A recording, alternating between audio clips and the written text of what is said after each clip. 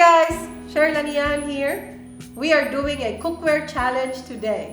We have 3 cookwares in here, same sizes, so 11-inch skillet of Saladmaster. We have a stainless steel and we have a non-stick cookware. We are going to fry a chicken cutlets without bones, without skin. Let's see how this will turn out. So, we heated up the cookware. This is induction stove. It's at number 7. Everything is at number 7. The maximum is 9. And we heated up already for about 5 minutes. Now, let's put the chicken. No oil, no skin, no bones, just chicken thigh cutlets.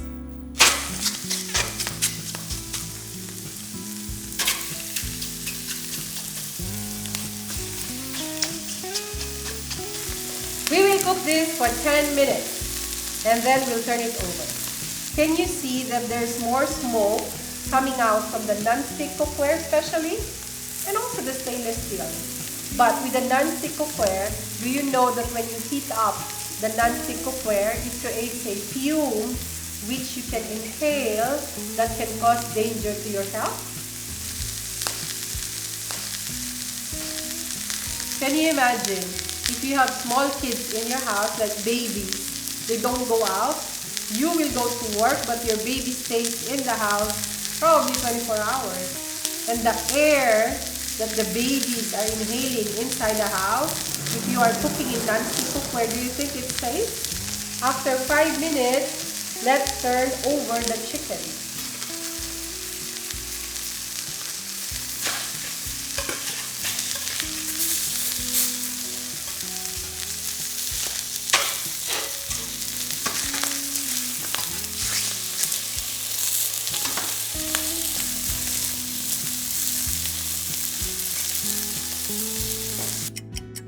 Okay, after about 5 minutes, let's see what's happening. So if you look at the Saladmaster cookware with the chicken, fried chicken, looks nice still.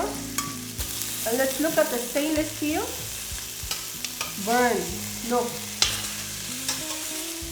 Taran. So look at the non-stick one. Really burned. Badly burned. That's how it looks like. This is the reason why in ordinary cookware, stainless steel and non-stick, we need to put oil because it will burn our food. So yeah, it's cheaper, but then you have to buy oil. When I use Saladmaster, I don't need to use oil when I fry chicken. So yeah, it's very expensive, but it saves you a lot of oil. In the end, it helps you save a lot of money and of course, your health. Health is wealth. Okay, after about 12 minutes of cooking, we'll turn it off, everything, and we're gonna see how the chicken looks like. This is from Saladmaster here. This is cooked in non-stick cookware. And this is cooked in stainless steel cookware. So let's check what happened to the one we cooked in stainless steel.